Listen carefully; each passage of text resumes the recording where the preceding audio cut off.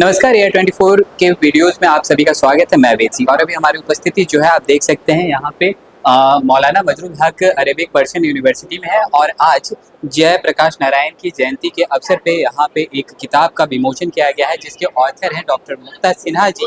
और यहाँ पे स्पेशल गेस्ट के तौर पर डॉक्टर अनवर हक अंसारी, मोनिका कुमारी, अली इमाम खान और डॉक्टर असरदुल खान सब यहाँ उपस्थित थे। और हम आपको दिखाना चाहें कि यहाँ पे जब किताब का विमोचन हुआ और उसके बाद यहाँ पे जो छात्र बैठे हुए थे उनको जयप्रकाश नारायण के बारे में क्या कुछ कह रहे हैं वो हम आपको सुनवाएंगे। उससे पहले हम आपको बता दें जो किताब की जो विमोचन हुई है उसको लेकर के मुक्ता सिन्हा जी जो कि किताब की ऑथर है उनका क्या कुछ कहना है, उस किताब से क्या संदेश देना चाहती है, चलिए उनसे हम बातचीत करेंगे। आज जयप्रकाश नारायण जी की जयंती के अवसर पर एक किताब का आपने विमोचन किया है, क्या कहना चाहिए? ये बुक क्योंकि वुमेन एम्पावरमेंट और वुमेन एडुकेशन से रिलेटेड है और जो जयप्रकाश नारायण जी हैं उनकी पूरी संघर्ष की कहानी ही सोशलिस्टिक व्यू से रही और बराबरी के अधिकार की थी, इसीलिए मुझे लगा कि इससे बेहतर तो और दिन हो नहीं सकता इस किताब के विमोचन के लिए, इसलिए मैंने ये दिन चुना। देखिए, किताब का शीर्षक देखने से लग रहा है women education and gender sensitization के ऊपर है। जी क्या ये देखिए, सबसे पहले तो जिस सोसाइटी में हम लोग रह रहे हैं, हम लोग बात कर रहे हैं और वर्षों से वुमेन एजुकेशन पे बात हो रही है, लेकिन जितनी सारी बातें हो रही है वो बातें क्या यथार्थ के धरातल पे कितनी आ रही है और उसकी क्या आवश्यकता पड़ गई। और ये किताब बस वही बता रही है कि वुमेन एजुकेशन की क्या आवश्यकता है और महिलाएं अगर कहीं भी काम कर रही हैं तो वो सचेत नहीं है। बहुत तरीके से एक्सप्लॉयटेशन हो रहा है, शोषण हो रहा है और ये सोचने वाली बात है कि इतना पढ़ाने के बावजूद क्यों हो रहा है। वो इसलिए हो रहा है कि हम लोग वुमेन एजुकेशन तो किताबें पढ़ा देते हैं कोर्स में, वो है जब मैं पढ़ती थी 2011 में तब भी था और अब भी है, लेकिन इन एक दशक के बाद भी वो चीज़ आ नहीं पाई है लोगों के, मतलब वो जो दिनचर्या में जो वो व्यवहार करते हैं उसमें, वो इसलिए कि जेंडर सेंसिटाइजेशन की कमी है।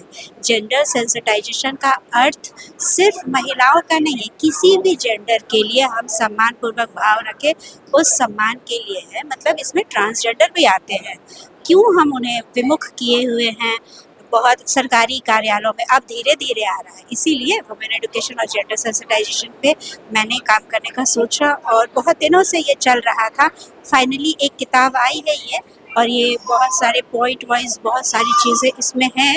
इसके बाद इसको और एक्सप्लेन करके, इलेबरेट करके, क्योंकि ये सारी चीज़ें और सिलेबस में इंक्लूड होगी और विद टाइम ये और एक बड़ा सब्जेक्ट भी बनेगी और कंपल्शन भी है AECC 2 में। इसलिए एक आखिरी सवाल रहेगा। हाँ। बिहार में अभी भी ऐसा देखने को मिलता है कि अगर शहरी क्षेत्र की बात अगर छोड़ दी जाए तो अगर गांव वाले अगर क्षेत्र की बात की जाए तो वहाँ भी अभी अवेयरनेस की कमी है गर्ल्स एजुकेशन को लेकर।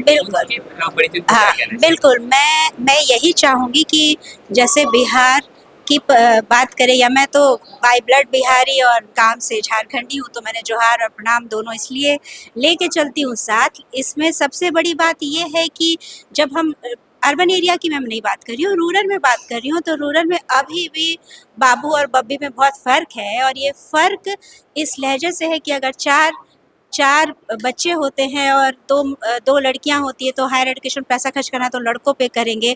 ये इसका बहुत मूल जो कारण है वो शादी में पैसे देंगे, उसके लिए जमा करेंगे। तो मेरा यही है कि अवेयरनेस प्रोग्राम्स की भी बात होती है कुछ NGOs के थ्रू, या आप खुद भी गांव में जाके बात कर सकते हैं। मैं पहले जहाँ थी वहाँ ये काम मैं करती थी हज़ारीबाग में, तो वो NGO नहीं था, हमारा खुद का था बच्चों के साथ। तो उसमें हम लोग बात करते थे जैसे महिला हेल्थ और हाइजीन की, एनीमिया उस क्षेत्र में बहुत था। तो जागरूकता के लिए आपको उनसे बात करना होगा, उनको बताना होगा कि किस तरीके से सिर्फ शादी ही आप अपनी बच्ची का कर दिए तो उनका भविष्य सिक्योर नहीं हुआ जब तक कि वो कमा नहीं रही। कमाने के बाद भी यहाँ दिक्कत है कि फाइनेंशियल जो हैंडलिंग है वो उनके पास नहीं रहता, या डिसीजन मेकिंग पावर उनके पास नहीं रहता, प्रॉपर्टी राइट्स नहीं है अभी भी।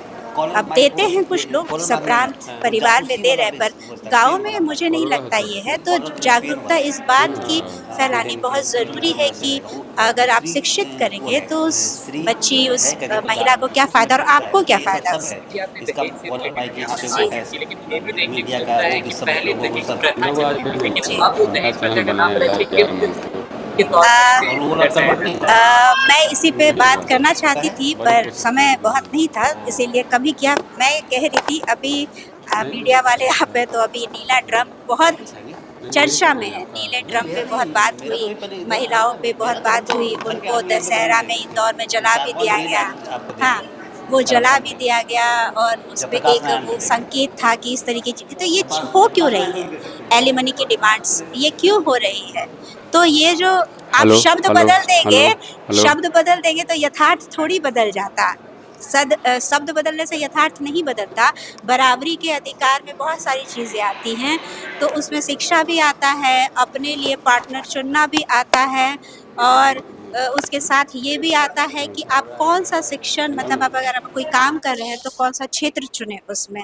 तो ये सब बहुत ज़रूरी है और इस पे हम बात नहीं करते हैं, हम चीज़ों को बदल लेते हैं। अब एक नया तरीका है, जो दहेज प्रथा की अगर बात करें तो उसमें एक नया तरीका है कि आप लेते नहीं हैं, वो कहा जाता है कि अरे भाई जो देंगे वो हम ले लेंगे। गिफ्ट तो अलग बात है, आपने अपनी बेटी के लिए बचा के ही रखा होगा, तो वो बचाना क्यों, वो आप उसकी शिक्षा पे खर्च कीजिए, वो खुद कमाएगी। तो ये ज़रूरी है, ये बहुत देर से आएगा पर धीरे-धीरे आएगा ज़रूर। तो आपने सुना है कि किस तरह से जो किताब का जो इमोशन, उस किताब के जरिए जो डॉक्टर मुक्ता सिन्हा जी है, एक संदेश, एक समाज में एक संदेश देना चाहती हैं कि जो वुमेन को या फिर जेंडर को लेके जो इक्वालिटी की जो संदेश है, जयप्रकाश नारायण जी जो कहा करते हैं, उसको लेकर के किताब के जरिए एक संदेश समाज में देने का एक छोटा सा प्रयास है।